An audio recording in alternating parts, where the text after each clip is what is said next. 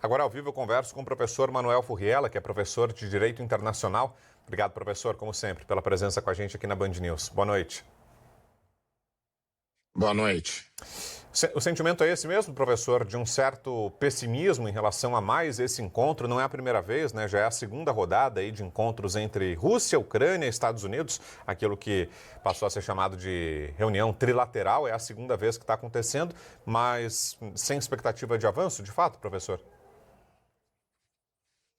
Realmente não há um momento propício para um acordo, uma apatia em relação a isso. Aqui, para a gente entender melhor em que momento nós estamos, a gente tem que compreender em que momentos a guerra esteve até agora.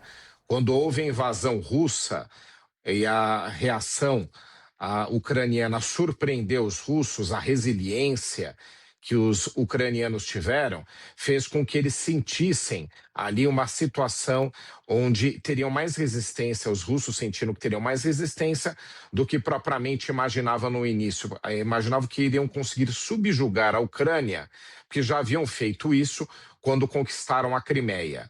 E a partir do momento que a Ucrânia mostrou uma capacidade de reação, veio o apoio americano do governo Biden à época, veio o apoio europeu, que não foram suficientes para que a Ucrânia vencesse a guerra, mas permitiram, pelo menos, que não houvesse o avanço russo.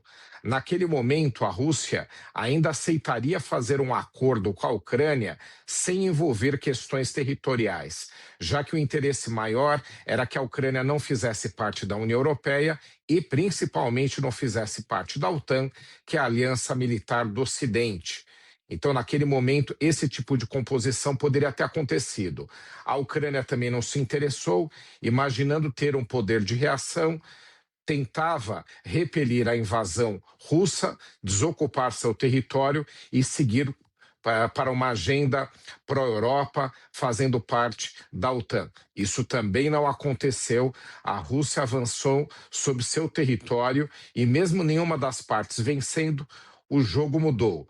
Hoje em dia, a Rússia só aceita uma composição desde que a Ucrânia não ingresse na OTAN, não ingresse na União Europeia, mas também, além disso, ceda grande parte do seu território, cerca de 20%. E aí quem não aceita definitivamente também agora é a Ucrânia, por conta de entender que a perda territorial seria substancial, os seus prejuízos seriam imensos. Vivemos nesse dilema. O ano passado, com a eleição com Donald Trump assumindo o poder, sendo eleito ano retrasado, imaginou-se que uma atitude dele a favor da Rússia, apoiando as pretensões russas, fizesse um acordo, uma composição que seria construída a partir do apoio àquele que é o grupo mais forte, o grupo dos russos. Os ucranianos também não aceitaram, mostraram uma resiliência e, como os russos também não aceitaram ceder em nada ao que pretendiam, mesmo tendo apoio americano, partiram os Estados Unidos para começar a criticar a Rússia, retirar o apoio que tinham dado e ameaçar com novas sanções, tentando reverter o apoio desta forma, naquele momento, para o lado ucraniano. Essa estratégia também não funcionou. Agora, os Estados Unidos buscam aproximar as partes para negociar em termos cada vez mais complexos, cada vez mais difíceis. Essa linha do tempo que eu tracei mostra que agora o momento é ainda mais difícil para uma composição. Em épocas anteriores havia alguma chance, o dilema é muito grande neste momento. Em relação à situação no campo de batalha, professor, qual é o status de momento? Qual é a situação agora? Existe algum dos lados em vantagem? Quais são as maiores dificuldades da Rússia e da Ucrânia? A maior dificuldade da Rússia é em relação ao contingente militar. Ela não tem soldados suficientes para a reposição daqueles que se perdem e a juventude russa também não tem interesse em fazer parte das Forças Armadas. Engajar, trazer novos soldados, recrutar, tem sido um grande desafio para a Rússia.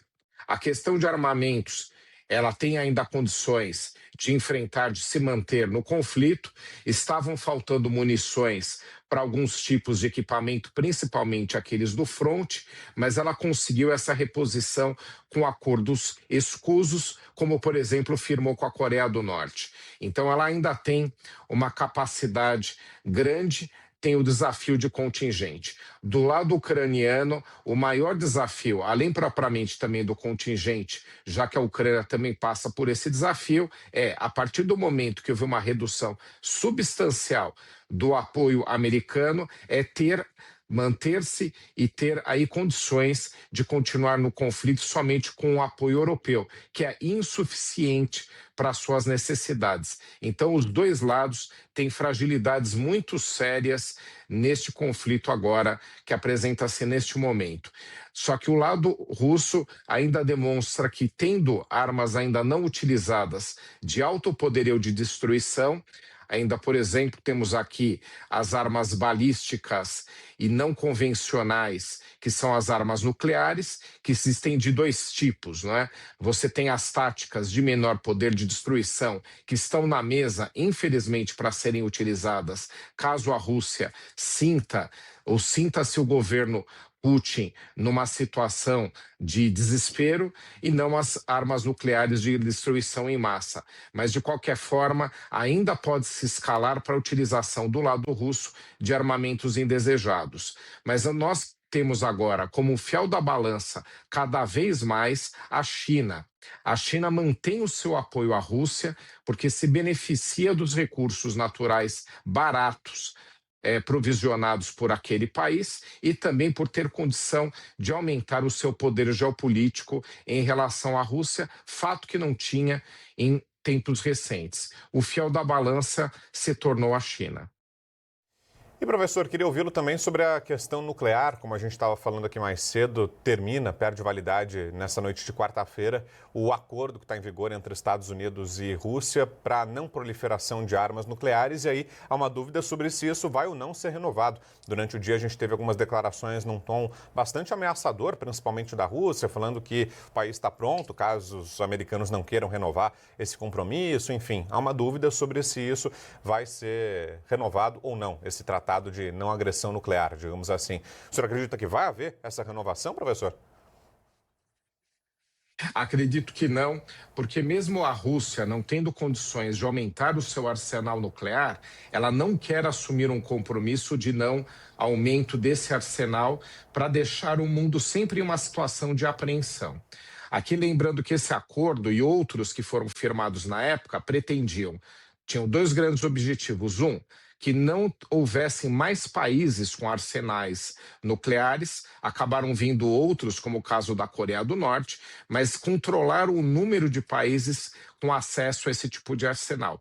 E o outro é que já naquele momento, tanto Estados Unidos quanto na época a União Soviética, tendo cada um deles mais de 5.000 ogivas, o que é uma enormidade, com capacidade de destruir o planeta diversas vezes, só para a gente passar aqui em que contexto que isso representa, acabaram fazendo um acordo para que não houvesse o aumento dos seus próprios arsenais, a controle.